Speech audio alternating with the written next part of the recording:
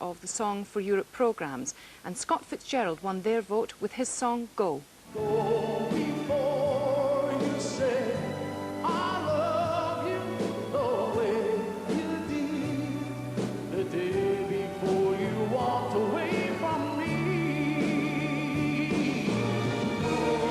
Just go, just go away once more. Just leave me behind, talk space another day.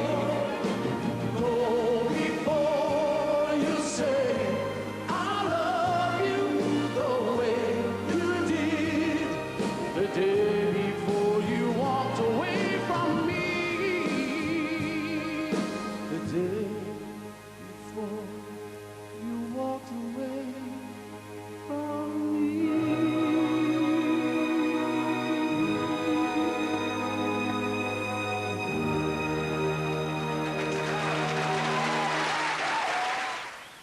Now, Scott was one of the favourites to win the contest, and as the voting went into its final stages, it looked as though he had won. Then came Yugoslavia, which was the last country to vote.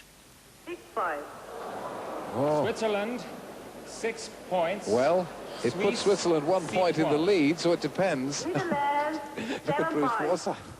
Netherlands, 7 points. Pays-Bas, 7 points. We've got to get it. Germany, 8-5. Germany, 8 points. Almanya, We've got to get the 10 or the 12 to win it. Norway, 10 points. 10 points to Norway. Who's getting the 12? 10 points. Norvège, 10 What a points. cliffhanger. And finally, France.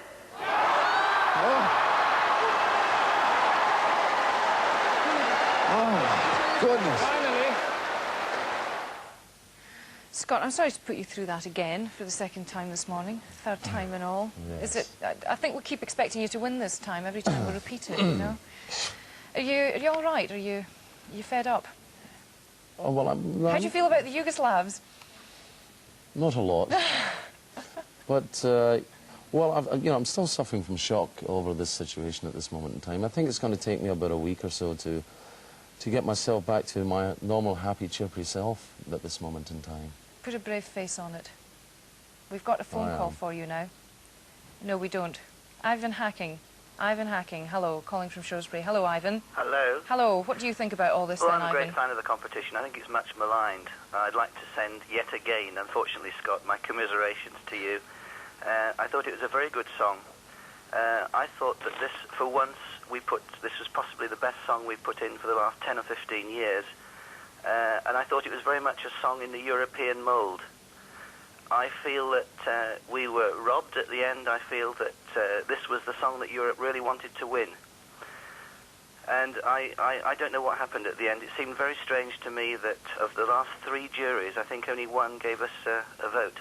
Do you have any points at all. I suspect, and I know this has happened in the past, I suspect that some of those juries who are voting last, namely Yugoslavia and so on, were watching the voting and realised that the only way that Switzerland could win would be by starving us of votes. That's purely a subjective impression. Well, this is we're treading on dangerous ground We here, are Ivan. indeed. But what's your reaction to that? I mean, there's always this thing.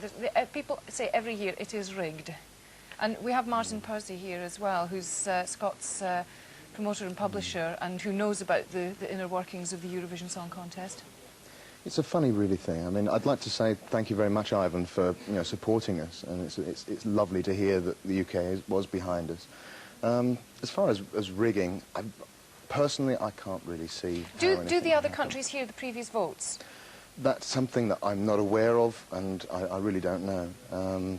It's something that no one actually mentions. All right. Well, we'll have the executive producer of the programme on later, so we Can I come back there? Yeah, Ivan. Yes. I'd just like to say that obviously my comments are extremely subjective, but a few years ago, and I don't remember which year it was, but some particular country in the course of voting said, "Hang on, you've got your tally wrong.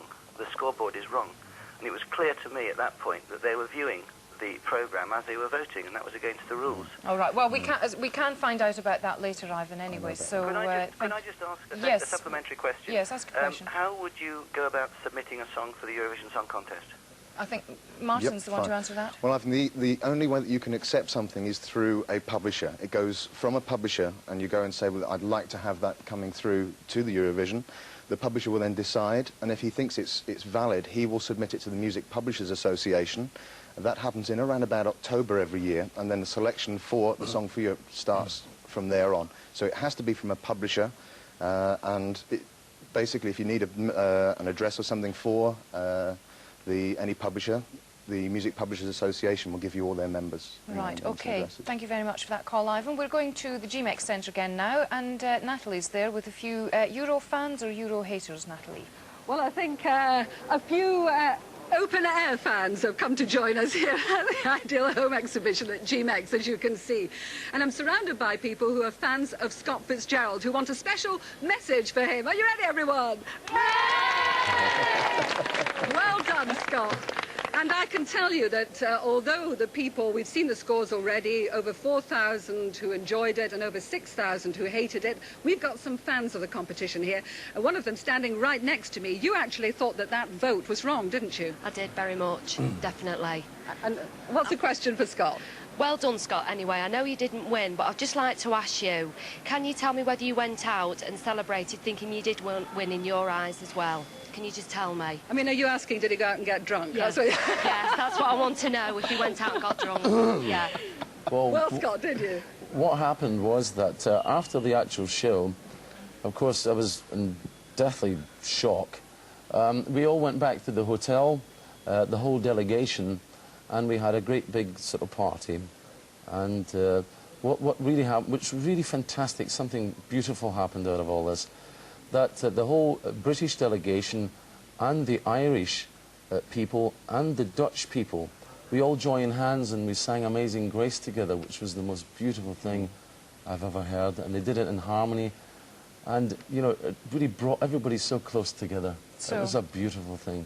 Well, Natalie, have you got somebody else in GMEX there to speak to Scott? We certainly have, Susan. In fact, they're going to about knock me down, I think, trying to get to the microphone here to ask Scott a question. What's your question for him? After all the preparation he put into it, did he feel like it was a bit of a waste of time when he lost? Oh, was Scott. it a waste? No, it's not a waste of time. I was very honoured and very privileged to represent the United Kingdom in the Eurovision Song Contest. It's a thing that all the artists of the whole of United Kingdom want to do, and I have many friends of mine who would give 2 legs to be in the same position and come last to actually be in the Eurovision Song Contest. Really? Yes, really? I was talking to one yesterday, Tony Bonetti, and he was devastated. What is it about the Eurovision Song Contest? Is it about finding the best song in Europe? I mean, it used to be, didn't it? But it's not now, really. I mean, what is it for your career, or is it for you singing for Britain, or what is it? What's it about? It's really a bit of both. It's for singing for the United Kingdom. You know, it's flying the flag. You know, you're out there. Come on. And also for my career as well, as an artist. Obviously, the Eurovision for me as an artist is a springboard into something wonderful and fantastic. Even these days, because I mean, I think the popular opinion nowadays is that I mean, it's not. You don't even get the radio play on Radio 1. They don't even play it. It's not a pop song anymore. It's a Eurovision song, which is something quite different. Yes, it is in actual fact, because I've had words with the producers from Radio 1, and they say that the Eurovision has stood still, and the pop music of today, or the contemporary music, has gone forward. I slightly disagree with that, because, you know, winning the Song for Europe was the hardest one of all. That was harder than actually going for the Eurovision Song Contest. The thing was, gosh, I'm so... You're all of a dither after Saturday night. I think I really am, and who can blame you? We've got a supporter for you, I think, in our London studio now. Alan Morell, hello. Good morning. Alan, hello. Now, let's read this T-shirt. Europe UK, the Eurovision Fan Club. Yes, very nice. So you are the Eurovision Fan Club, are you? We are, yes. There's more than me. There's hundreds of us. What's it all about then, Alan? Well, we feel that people don't take it as seriously as they should do, and they did when it first started off at the beginning. So we think there's a lot of goodness in the song contest, and we want people to recognise that. So